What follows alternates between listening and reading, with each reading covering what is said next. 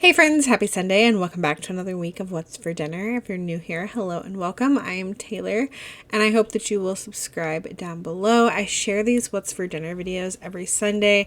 I also usually share like a vlog a week and a grocery haul every week. So if you like those kinds of videos, I hope you will stick around.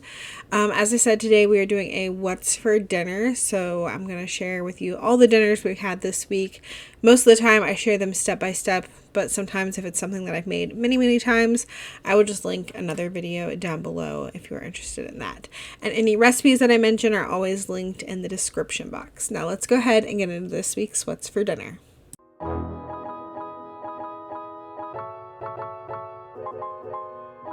Friday was the day that I went grocery shopping, and on grocery shopping days I like to keep dinner pretty easy, so this night I made pizza and I bought this pizza dough at Aldi. I really like it. It's like between $1 and $2. Sometimes I can get it for 99 cents, but lately it's like $1.79 I think. And I picked up 2 of them, and I like to make one of them on my 16-inch pan and one of them on my 12-inch pan. So one of them will be like a thinner pizza and one of them will be like a little bit of a thicker crust. And I start off by spraying my pizza pan with a little bit of spray, and then I sprinkle on some cornmeal. You don't have to, but we just like it. And my baking pans have holes in them for my pizza, so I always put like a piece of parchment or wax paper or something on the counter so I can make less of a mess. And I just take my dough and spread it out to cover the entire pan, and then I put these in the oven for about 4 minutes on 450 just to kind of like par bake the crust. And then after the 4 minutes I take them out, and if there's any like big air bubbles I will pop them with a fork and then put on some sauce, cheese, and whatever toppings we wanted. We did one pepperoni pizza and then one with like lots of cheese on it. We did mozzarella and cheddar on that one. And then for the crust, I like to brush on some butter, or you could do the Chef Chamois garlic butter. That's what I did. And then sprinkle on some Parmesan cheese. And then the pizzas go back in the oven on 450 for 8 to 10 minutes until the crust is like your desired crispiness. And that's it. They're super easy. I've made my own dough in the past, but you really have to plan ahead for that and like think about how you want the crust done like within a couple hours, because you want the crust to rise. And I haven't had any luck with any of the doughs that are like you can make it and then like instantly bake it. They just never turn out for me. My one pizza dough that I like, I have to think about it like 2 hours ahead of time to make it before we're gonna eat dinner, and I just honestly cannot remember that some days.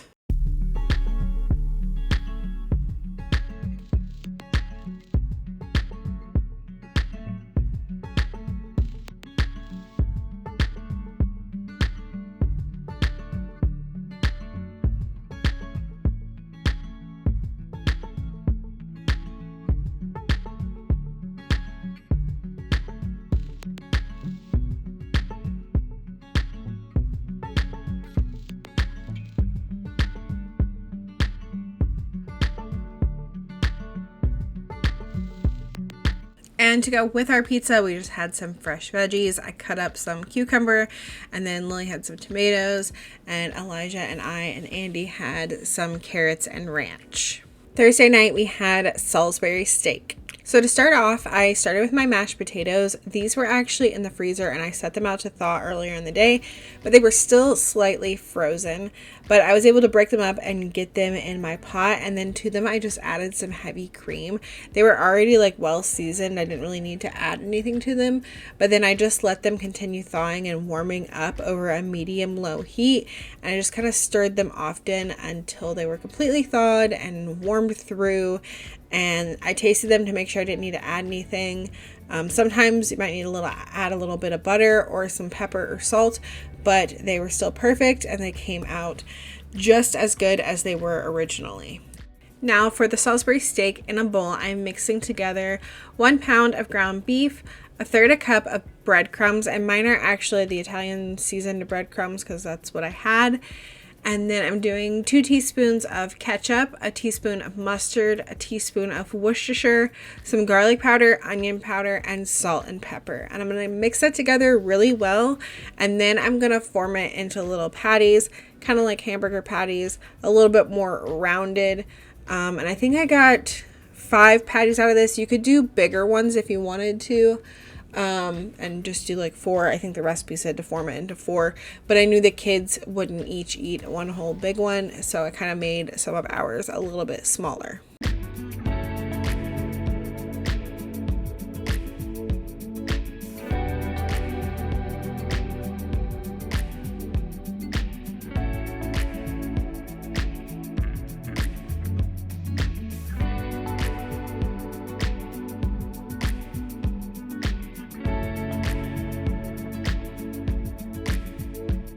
Then I heated up my large cast iron skillet, and to that I added 1 tablespoon of olive oil, and then I'm going to put my patties in there and cook them until they are cooked all the way through.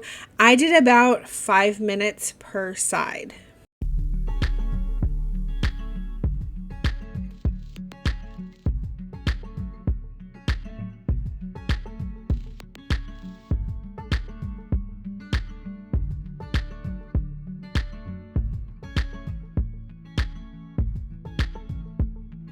While the patties were cooking, I got my gravy ready. So I'm measuring out 2 cups of hot water. I just boiled it in my kettle. And then I'm adding 2 packets of brown gravy mix, whisking that together until they're fully dissolved. And then I'm adding about a teaspoon of ketchup and about a half a teaspoon of Worcestershire.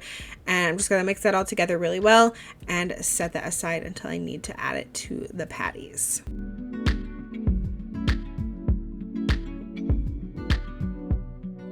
Once the patties were cooked, I turned the heat down to medium low, and then I added in that gravy and I stirred it around a little bit, kind of spooned some over the patties, and I just let that simmer for like 5 minutes. Once it thickens up, it's done, which mine thickened up pretty quickly, but I just let it simmer until my potatoes were all the way done and my green beans were done. So then we just served the Salisbury steak with the gravy over the mashed potatoes with a can of green beans on the side. This is delicious. I had made this recipe before and we love it. Sunday night was the Super Bowl, and we did wings, some fresh veggies, and some queso. So I started off with the queso. I'm going to be doing that in the crock pot, or I'm using the slow cooker function on my Instant Pot. So in there, I am adding 32 ounces of Velveeta cheese. I kind of sliced this up a little bit so it'd be easier to mix around and easier for it to melt. It wasn't one big, huge log. I did 2 15-ounce cans of no bean chili, 2 cups of milk, 3 tablespoons of chili powder, 2 tablespoons of paprika, 2 tablespoons of cumin, half a teaspoon of cayenne pepper, and I just mix that around really well.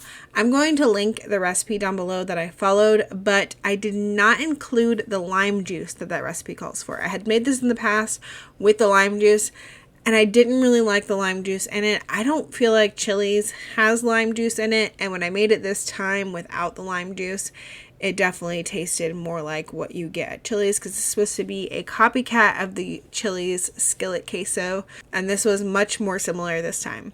So I cooked this on low for about 3 hours. Now for wings, I have shown my wings many times here on my channel. We usually always have them for the Super Bowl. And then sometimes like Andy's birthday and stuff, Lily's birthday, they request wings. I don't like making them often because you do have to do them in batches and it's just time consuming, but they turn out so good. So I'm starting off here. I've got them on some paper towels. I've dried them off. I like to get them really dry and then season them. I do salt, pepper, garlic powder, onion powder. And then I do a half of a tablespoon of baking powder per 15 wings. So this was about 30 wings or a little bit over 30 wings. So I did a little bit more than a tablespoon of baking powder. And then I get these on my air fryer basket and I cook them on about 400 for a total of 20 minutes, flipping them halfway through. And I just do that in batches until they are all cooked. And while the other batches are cooking, I keep them on a sheet pan in my oven on warm so they stay nice and hot. So here are the kids' plates. They've got some wings. They don't put any hot sauce on theirs or buffalo sauce. They've got some fresh veggies, chips to go with that queso. And then here is my plate. While the wings were finishing cooking, Andy and I both had already eaten some queso. So I just have my wings. I'm using the Buffalo Wild Wings sauce in the medium. And then I've got some veggies and ranch. Monday night, we almost always do a crock pot meal because it's the night that the kids have martial arts and it just makes it really easy and I'm less tempted to go out to eat if I know that I have food waiting for me already cooked at home. So this new recipe that we are trying is called Slow Cooker Pesto Mozzarella Pasta. It comes from the Magical Slow Cooker, which I've tried their recipes before, and everyone we've tried has been good. So I'm starting off with about 1.5 pounds of chicken breast in the crock pot. It said about 3 chicken breasts would be perfect for this. So I've got that in there. I'm adding some salt and pepper. I also did some garlic powder and onion powder. The recipe didn't call for that, but I did it. And then about 8 ounces of jarred pesto, half of a lemon juice to make sure you don't get any seeds in there, and then top it with 1 stick of salted butter that you cut up. And then just put a lid on this and let it cook on low for 5 to 6 hours. Then when I came home, I just shredded that up really well. And then I brought a pot of salted water to a boil and cooked up 1 pound of pasta. The pasta that I'm using is one from Trader Joe's that's kind of small, which if I make this recipe again, which I will, so when I make this recipe again, I will use larger pasta. I think the recipe said rotini, which I think rotini would definitely be better, or even penne would be better. The pasta was just small and falling apart. And then the other thing that I would change is I would do less chicken. I did 3 chicken breasts. I think it only needed 2 chicken breasts. So next time, 2 chicken breasts, and make sure I use bigger pasta. So once my pasta was done, I added that to the crock pot along with half a cup of grated Parmesan cheese. It said to use like the powdery kind in the bottle, and then 2 cups of mozzarella cheese, and stir all of that in, and then just let it sit for about 15 minutes so all that cheese and stuff can melt.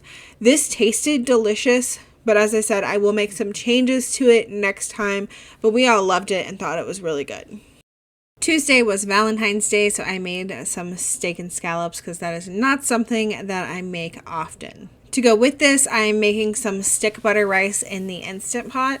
So I'm starting off with 2 cups of white rice that I've already washed in my Instant Pot. And then to that, I'm adding 2.5 cups of water, and then 1 package of Lipton onion soup mix and 1 stick of butter. I gave that a good stir, and then I put my Instant Pot lid on this and let it cook for 5 minutes on manual pressure. And then I let it do a natural release, which took about 10 minutes. And then when it was done, all I had to do was go in and fluff this up. I've made this before. I've made it with broth and with water. I definitely think it's better with beef broth. But I was out of beef broth in my Nora beef bouillon, so I just made it with water. And it still has a good flavor. It's just definitely more flavorful with that beef broth. Now for our steaks, I picked up these steaks at Kroger on markdown about a month ago. I knew I was going to make them for Valentine's Day, but I don't know what I was thinking when I froze them because there was 6 steaks in this package. I'm only showing you 3 of them here, but I had to cook this in batches because there were 6, and I definitely should not have frozen that many at a time. They were thin steaks, like thinner than usual. Usually I buy like a strip steak or filet mignon or even a ribeye or something. These were first cut strip steaks and they were very thin. And so I just seasoned them on both sides with salt and pepper like I always do. And then I get my cast iron pan heated up with a little bit of oil and a little bit of butter. And then I cook them for a few minutes on each side to get a nice sear. Since these were so thin, I only did them for about 3 minutes per side. And that was still probably a little bit too long because we like our steaks like pretty medium. So I probably should have cooked them even less time, but typically I'm used to cooking thicker steaks and I do like 4 minutes per side. So I cut the time down and it was still too long. Now for my scallops, I like to pat them dry, and then again, I just season them all over with some salt and pepper. And then I'm going to heat up my smaller cast iron pan with a little bit of olive oil, and then scallops are like really easy to cook and they cook super fast. So you do 2 minutes on the first side, and then after 2 minutes, you just flip them over and do another minute on the other side. And I also add about a tablespoon of butter in there while they cook for that other minute.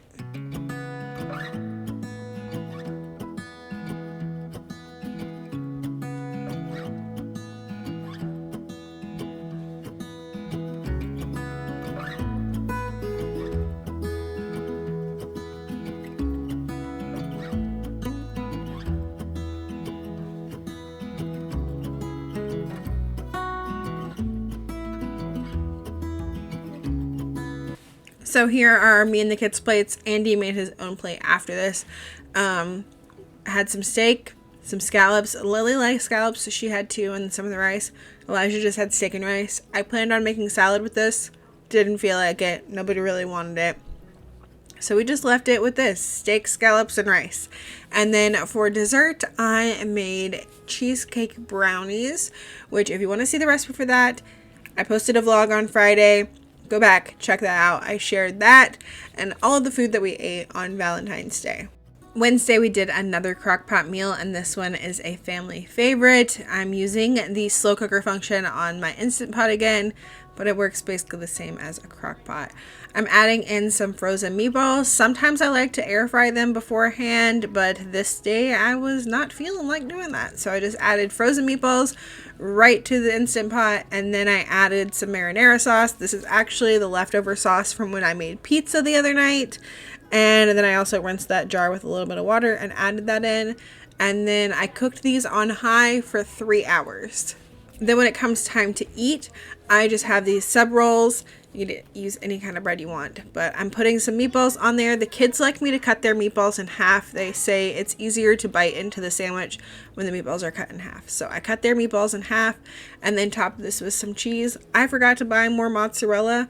Usually I buy sliced mozzarella for this, but we didn't have any. So the kids chose cheddar, and then I used provolone, and so did Andy.